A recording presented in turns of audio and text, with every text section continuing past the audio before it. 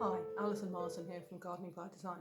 It's January, and although we've lost the frost here in Kent temporarily, it's soaking wet outside. So today my video tip is on repotting houseplants. I've picked out a couple of my houseplants here, both of which are in small pots. They've been probably in those pots for a couple of years, and they've grown healthily, but now really, as you can see, need repotting.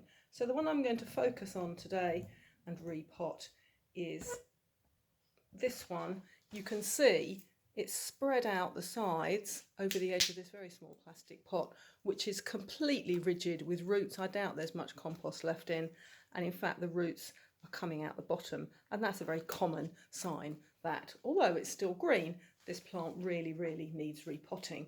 This is an unusual variety of Sanseveria, the mother-in-law's tongue.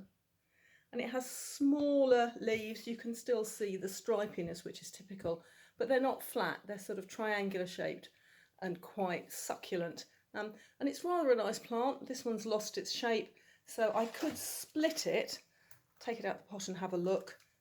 So I could split it into several different smaller pots to give to family and friends, but in fact I rather like this. I'm just going to keep it and pot it up into a much larger pot so that it will sit happily in one of these nice big china containers. So that has no holes in the bottom, but of course I'm going to put it into a pot with holes in the bottom that you can see there. A lot more compost and generally make it a lot happier. So you can see that I've had to cut the pot, in fact, to get it off. It was completely solid with roots. No way I was going to get that out to reuse it, unfortunately. And as predicted, look at that root ball, it is completely solid. So I've got both secateurs and a small knife here. I know I'm going to need those to split these apart. I can't just repot it with more compost round that root ball. It's just too knotted. So I will have to take it apart, and I'll show you that in a moment.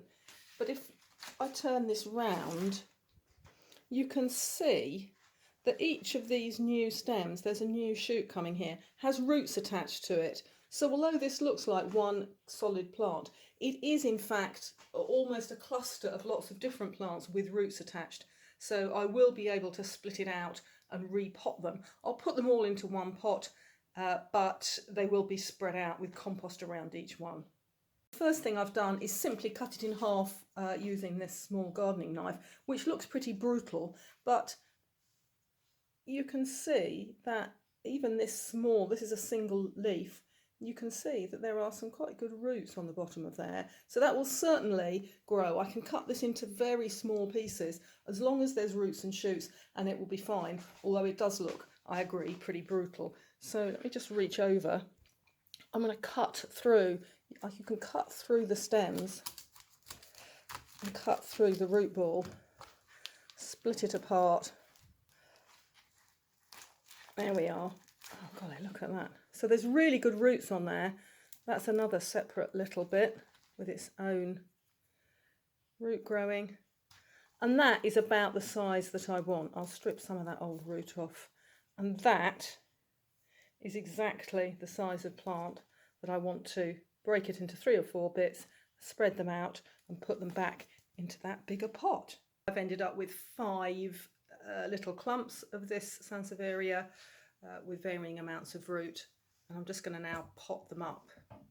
So put the camera down. There we are.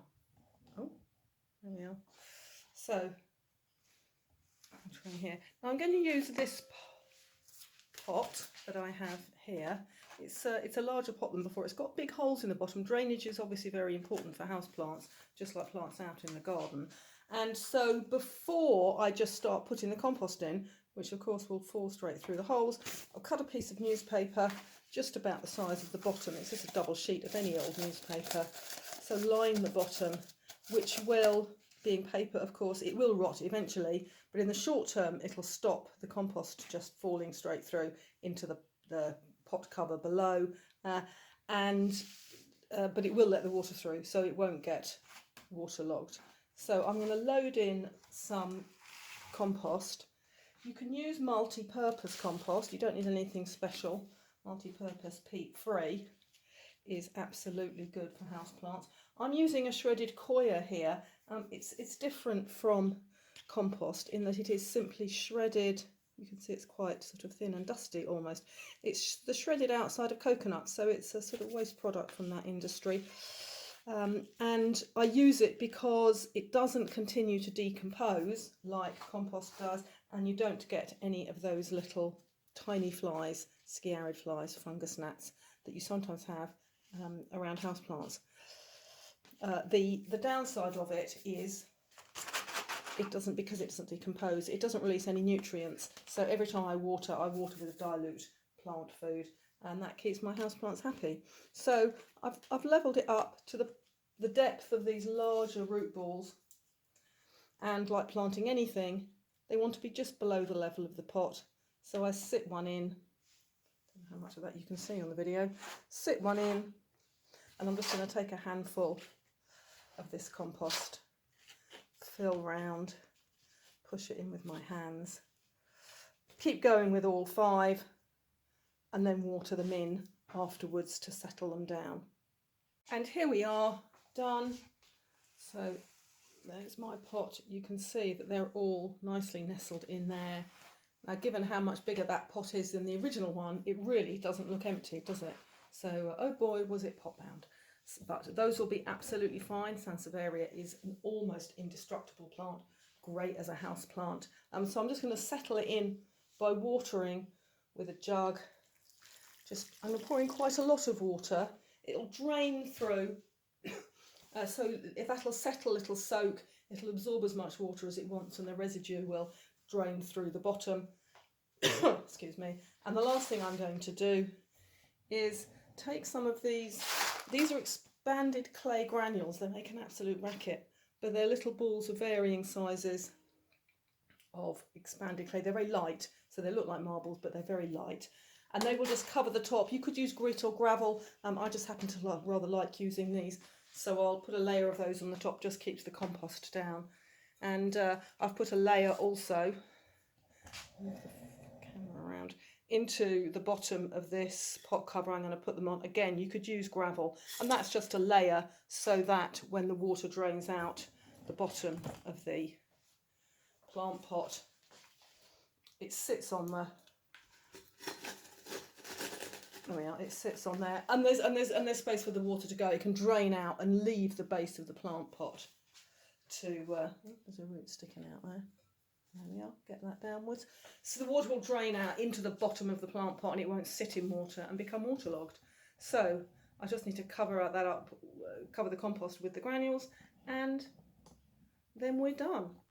There you have it. Well, one down and one to go. There's more information on my Gardening by Design website about how gardening supports well-being and how I can help you.